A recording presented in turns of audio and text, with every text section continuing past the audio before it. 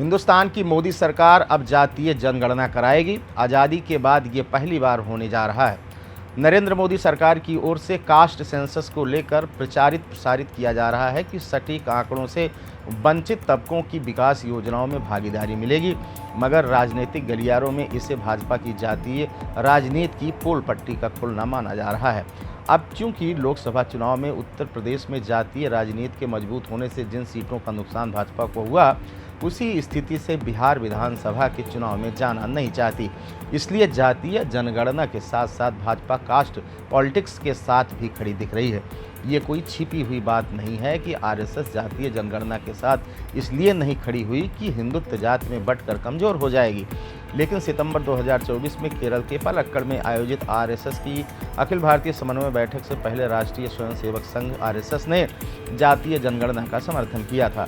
तब संघ के मुख्य प्रवक्ता सुनील आम्बेकर ने जातीय जनगणना को राष्ट्रीय एकीकरण के लिए महत्वपूर्ण बताया था। 2024 के लोकसभा चुनाव में कांग्रेस और समाजवादी पार्टी के गठबंधन ने जिस तरह से उत्तर प्रदेश भाजपा को नुकसान पहुंचाया, बीजेपी उस नुकसान के साथ बिहार विधानसभा चुनाव 2025 नहीं लड़ना चाहती। उत्तर प्रदेश में कम लोकसभा सीटों पर हुई जीत की वजह से अपने लक्ष्य 400 की जगह केवल 240 पर ही कामयाब हो पाई।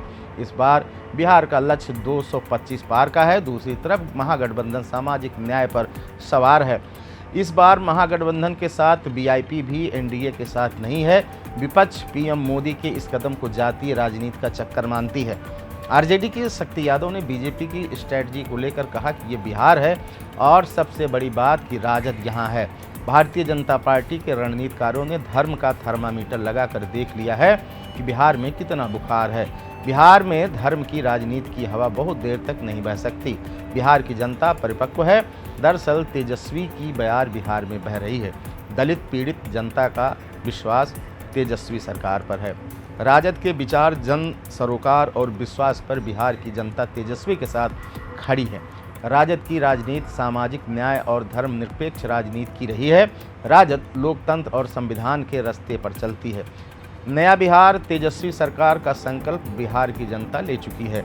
अब धर्म रथ से उतरकर जातीय रथ पर सवार हुई भाजपा पर कोई विश्वास नहीं करेगा। राजद सुप्रीमो लालू प्रसाद यादव ने तो कहा था कि कान पकड़कर जातीय जनगणना करवाएंगे, आरक्षण प्रतिशत को भी लागू करवाएंगे।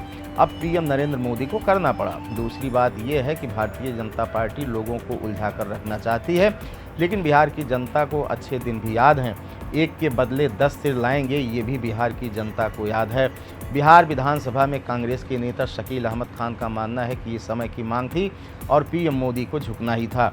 ये उम्मीद इसलिए थी कि भाजपा के रणनीतिकारों को राहुल गांधी का डर सता रहा था। ये धर्म रथ पर चढ़े, अब जातीय रथ पर चढ़ रहे हैं। जैसे धर्म रथ से उतरे, वैसे ही जाति रथ से भी उतर जाएंगे। देखिए, साम्राज्य और अधिनायकवाद का पतन एक दिन होता है, निश्चित है ये होकर रहेगा।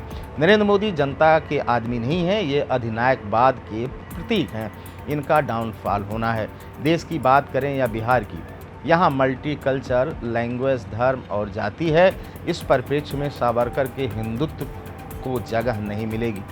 भाजपा का हिंदुइज्म सही मामले में हिंदुइज्म नहीं है। खबर में यहीं तक, दीजिए इजाजत। नमस्कार।